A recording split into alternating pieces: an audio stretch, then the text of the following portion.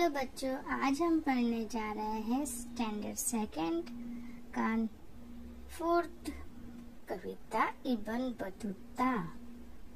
तो चलो पढ़ते हैं।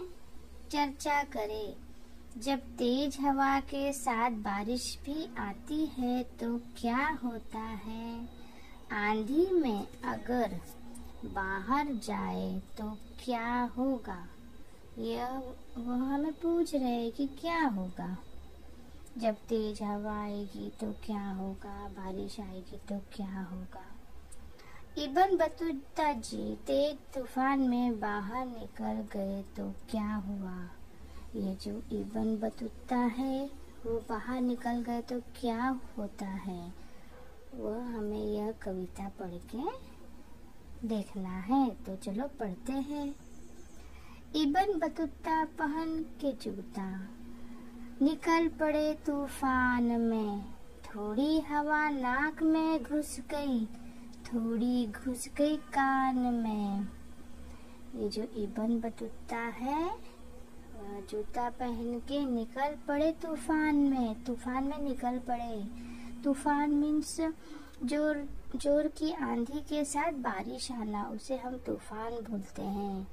थोड़ी हवा नाक में घुस गई, थोड़ी हवा उनके नाक में घुस गई, थोड़ी घुस गई कान में, थोड़ी सी कान में घुस गई।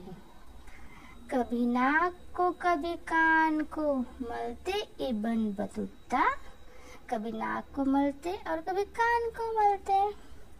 इसी बीच में निकल पड़ा उसके पैरों का जूता, उनके पैरों का जूता इसी बीच में निकल पड़ा।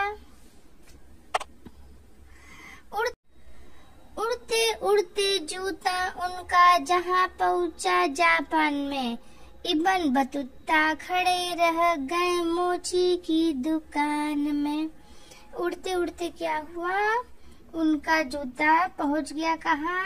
जापान में। इब्न बतूता खड़े रह गए, वह खड़े रह गए, कहाँ खड़े रह गए? मोची की दुकान में। मोची की दुकान मीन्स जूतों की मरम्मत करने वाला, इसको इंग्लिश में बोलते हैं कॉबलर। तो वह वहां पे जाके खड़े हो गए। तो मैं अब एक बार पूरी कविता अच्छे से पढ़ लेती हूँ। इब्न बतूता पहन के जूता निकल पड़े तूफान में। थोड़ी हवा नाक में घुस गई, थोड़ी घुस गई कान में। कभी नाक को कभी कान को मलते इब्न बतूता, किसी बीच में निकल पड़ा उनके पैरों का जूता। उड़ते उड़ते जूता उनका जा पहुंचा जापान में। इब्न बतूता खड़े रह गए मोची की दुकान में।